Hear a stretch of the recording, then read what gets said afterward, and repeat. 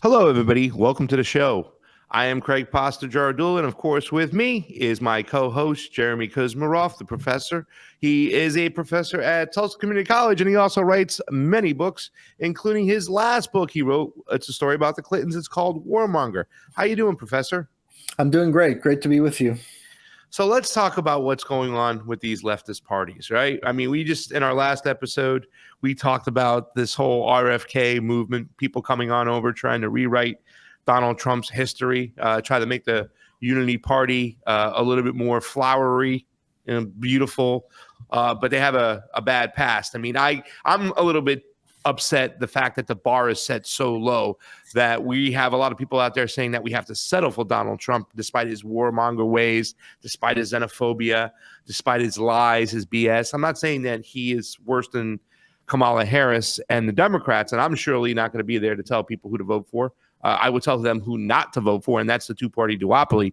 That's just my opinion. But the problem, Professor, is that old school leftists like ourselves, we call ourselves common sense leftists, anti-imperialist leftists, but we're the leftists of the old school. In other words, I don't think we necessarily buy into the culture wars. We're not war hawks like Debbie Wasserman Schultz and Chuck Schumer and a lot of the other Democrats in office.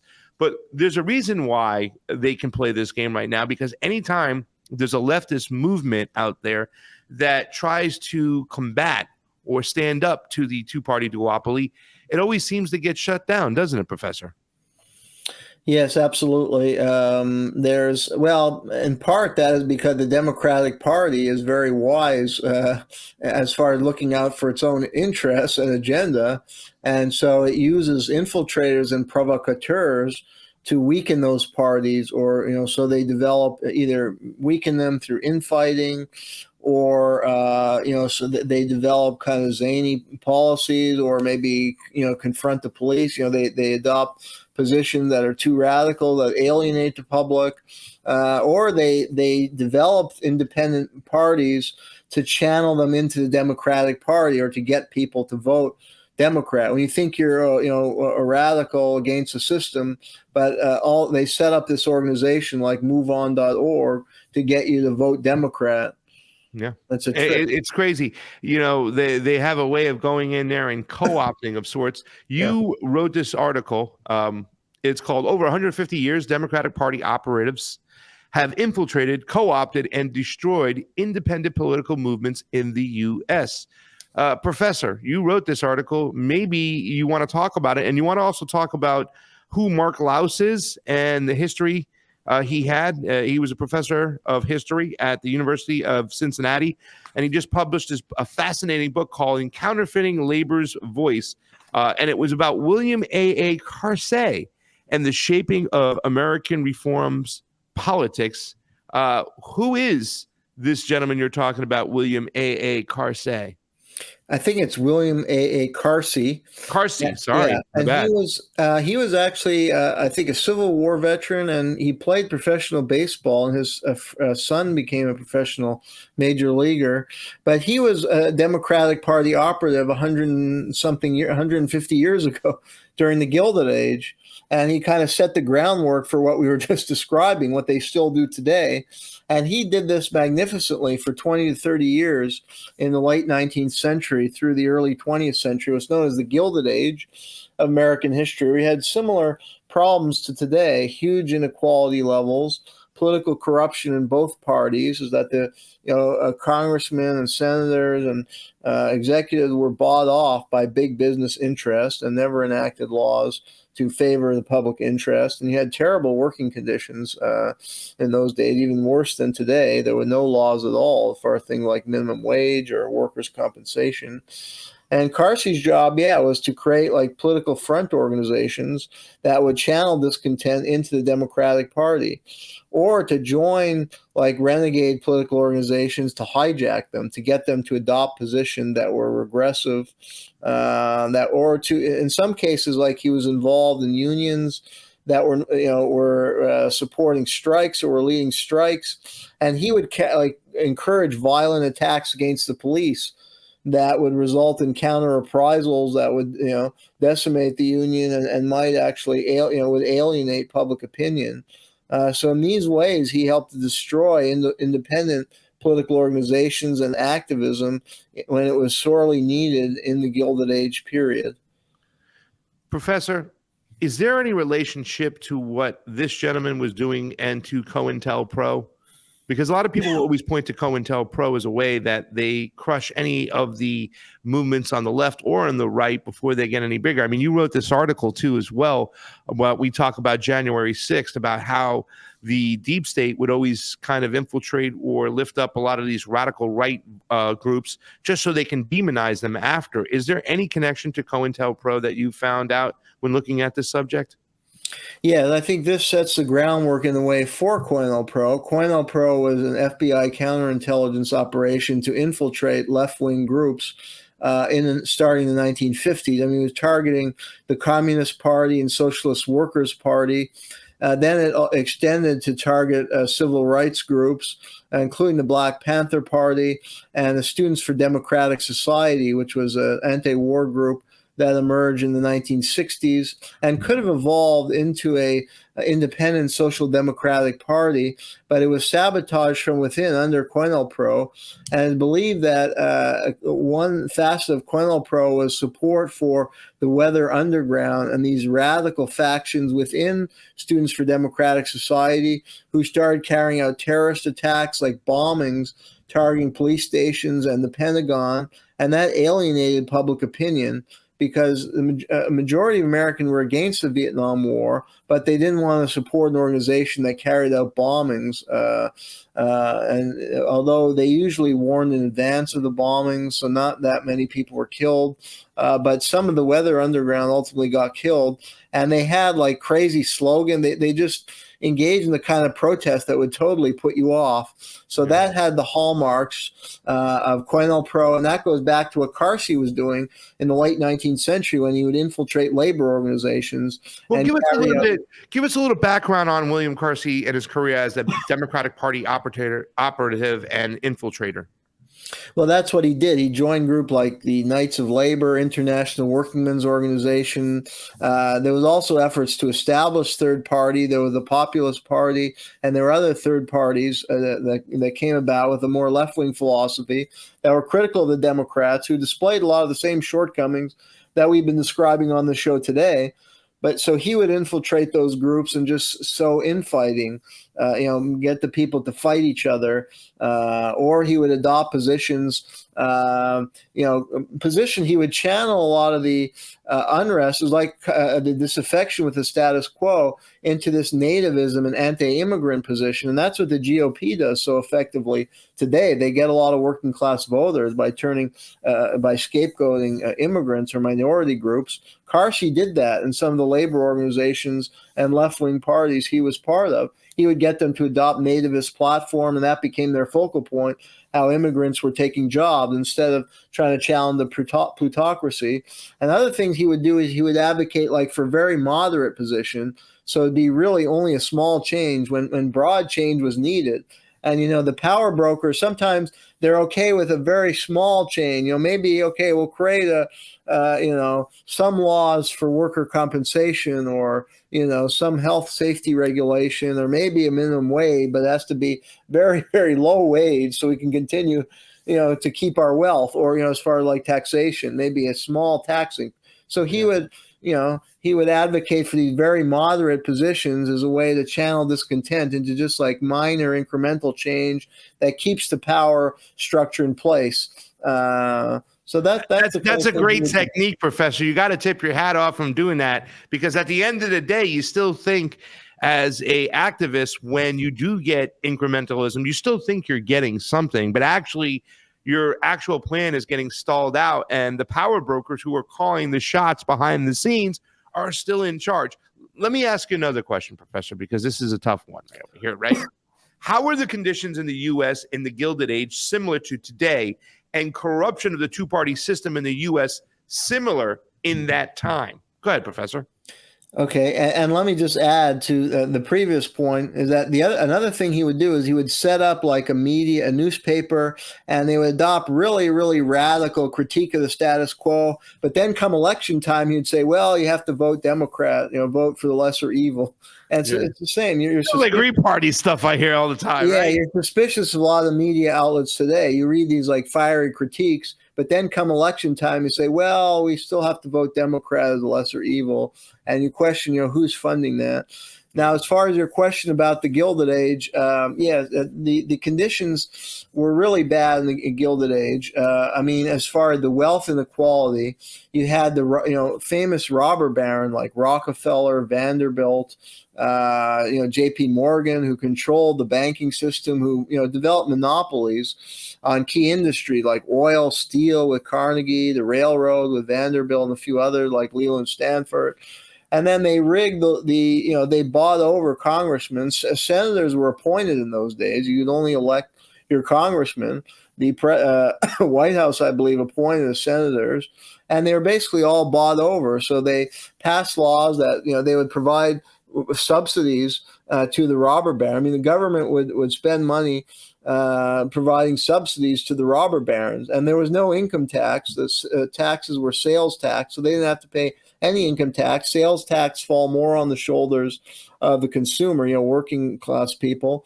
And there were no laws to protect workers' rights, no minimum wage, no worker compensation, health and safety laws or ordinances were weak if they existed. Child labor, no outlaw on child labor, no 8-hour workday. And then you had a lot of strikes and protests because of bad conditions. And the government, since they're in the pocket of the big industrialists, would use the army and police to crush these strikers. Yeah. And the Democrats were a little more populist in their rhetoric. Like they would say, "Oh, we're going to, fight for workers' rights," but they never followed through. And Grover Cleveland was characteristic. He's kind of like a Joe Biden type figure. Occasionally he would give a speech saying how pro-union he was, but then he would always side with the industrialists. And there was a letter that I usually present to my students where one of his top cabinet officials said, "Well, the impression of you in the public is that you're in the pockets of the Eastern money interests." Well, listen, Professor, when you have an 8-hour day, you need to thank a union member. That was my best Kamala Harris impression, what she's been doing as of late. Professor, I just got a throw-in question, too, because I'm just so curious. We were talking about the parallels to then, how they pulled a lot of this stuff off to today. And a lot of the tactics still seem the same. Like they do this at the end of the day. Well, at the end of the day, we have these blue no matter who's. They'll sit there and they'll rage against the Democratic Party. And then when it comes election times, well, we got to stop, Donald Trump. Democracy's on the ballot. You got to vote for the Democrats. How do they continue to pull this off, in your personal opinion? I mean, you study a lot of these tactics and beliefs. We're in the information age right now. We have shows like this out there flying all over the place. The information out there is a lot more frequent, and you can search whatever you choose to search. And I would think as a human being, you would say, why do we keep falling and digressing into the same position of having to vote for what they're saying is the lesser of two evil? How do they continue to pull this off, Professor? Well, I think money. They once asked Mark Hanna, a top political strategist, what's important in politics, and he said money, money, and I forget the third. So they have the money to infiltrate these organizations, to set up new front organizations, to set up media outlets, and they'll have the marketing, so they can get a following, and they can get certain stature, credibility. They can hire certain writers who have good reputation. So the public, and they often target certain classes of people, and they succeed in that way. And it's very difficult for independent upstarts without any kind of financial backing or support from a party or political organization to get wide reach on the internet. We can get our stuff out there, but we're not going to necessarily have huge viewership. It's the money, and they can infiltrate groups, and they train professional provocateurs who are very good at doing what they do, whether it's to create infighting, to advance counterproductive policy position, whatever it is. They're trained to do that. It's funny because I'd say that money has a lot to do with it too as well. But I mean, we see these third parties, they have a purpose today, and that's to give you a different option in a two-party duopoly, yet they're so tainted. And I think the social engineers, you talk about these organizations like Tavistock that study the human brain and they understand what moves us. When we were out in Chicago just recently, so many people weren't voting on policies, they were voting on feelings. And it's when you hear about these things and you see these people lining up to vote for Kamala Harris, who didn't win a single delegate, right? She was just anointed. It makes me upset. It says, what is the purpose of third parties anyways if they can't break through? What was the purpose of third parties during the Gilded Age? And how did they get their message out? Well, and I think we should recognize that third parties did have a big impact in the Gilded Age, and I think that can be a model for today. In particular, two parties, the People's Party or Populist Party and the American Socialist Party, which came to be headed by Eugene Victor Debs. And yeah, I mean, the conditions were so bad in that time period. And I think, that people got together around a set of principles. And one thing they did effectively, they disseminated newspapers and promoted education to analyze what was wrong with the system and the corruption in politics and to advance an alternative vision. And both parties had a concrete platform that people saw as something that could benefit them. Things like a graduated income tax and better social programs, regulation of the banking system. The populists in particular catered to farmers who were in debt to Wall Street and advocated for writing off farmers' debts and subsidies to help farmers sustain their farm, not go into foreclosure, and also again a tax so they could have health care, education. And they got people elected into Congress, into mayor, city government. And they didn't place as much importance, I don't think, on the presidency. I think one flaw, the third party, they run these high-profile presidential campaign like Jill Stein, but they don't focus on getting, it'd be effective if you can, a good start, say the Green Party, get a few people into Congress and they can start to impact. That's what the socialists did. I mean, Debs did run for president, but they marshaled a lot of energy on getting a few people elected into Congress, like Victor Berger, and they could have an impact. And they would have grown, but you had the Red Scare. They faced considerable political repression under the first Red Scare, and that destroyed the socialists. Yep. The populists were co-opted. Their leader, William Jennings Bryan, was recruited into the Democratic Party, although he was trying to keep the U.S. out of World War I when he was appointed Secretary of State. So there were a lot of good people in those parties and movements. It's funny because we're talking about Carsey, who was an infiltrator back in the days, paid infiltrator, right? We talk about the money. He had a job to go in there and co-op things and make people vote for digress to their blue no matter who vote, kind of the part of voting for the two-party duopoly. I often think about Bernie Sanders, and a lot of people feel that he was a sheepdog, that he was never intending on taking on the powers that be in his language today. But I see a lot of people, Democratic Socialist or other people, still kind of sharing what Bernie Sanders says and his kind of the mentality they had when Carsey was eventually outed, right? When they found out who he was, what did people in leftist politics say about Carsey? They called him all kinds of names. They called him a pimp, names we can't repeat on television. And actually, you're on the radio over here. Be careful. And there's one funny line in the book where it said, that Carsey encouraged such, schizophrenia in these groups and divisions that one guy actually got schizophrenia. He became so confused. One of the leaders of one of these alternative parties actually got schizophrenia. So, but yeah, they hated him. He was a rat. They viewed him as a rat, a traitor, a turncoat, and he was a disgrace. And that's how these infiltrators are. If they're uncovered, I mean, they really sold out. And I mean, some, in the Quenel Pro era, we've had memoir, we've learned a lot more about Quenel Pro and who some of those infiltrators were, like in the civil rights groups and Black Panthers. And a lot of them became alcoholics. I mean, they couldn't live with themselves, what they had done. They totally sold out their own people. And these intellectual infiltrators are terrible. I mean, they've sold out intellectual culture when they infiltrate and gatekeep and censor. Even in alternative media, you have this. So these are the worst kind of people. Yeah. It's crazy to me because I think today we have more useful idiots. I think those people over at Tavistock, the social engineers, have really gotten the human brain and their emotions down pat. And I think there's a lot more useful idiots because people will search for confirmation bias nowadays. There's not enough of a price that people have to pay when they present false information. In fact, a lot of people stand behind it that just want to have the same results. I often look at the 2020 election and people cared about the results more than the process itself. I wish Bernie Sanders would get the same treatment that you're saying that Carsey had. Very fortunate for us. I don't think that Bernie Sanders' son are going to try to get in there and do the same thing he did as a sheepdog. I don't think he'll have the ability to. But Carsey, did he have any heirs, and are they still active, or were they active at all in doing what he did, following up on Mr. Carsey's work? Well, yeah, I mean, not maybe he's not direct next of kin because his son became a major league pitcher, and I don't think he went at the same line of business, but he has, literal heirs. And Laos, who's the author of the book, which is an excellent book, I highly recommend it. He points to figures like Lee Atwater, who is this slick Republican Party operative who had very loose morals, so to speak.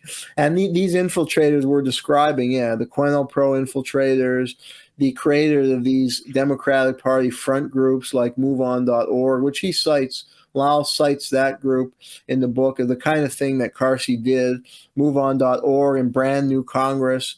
These were basically, they masquerade as kind of radical revolutionary organization, and some were created around the time of Occupy Wall Street. So it was to get people who were active in the anti-Occupy Wall Street movement to support, Brand New Congress, but Brand New Congress of Democrats who would ultimately sell out the more radical agenda and promote the corporatist agenda of the modern day Democratic Party.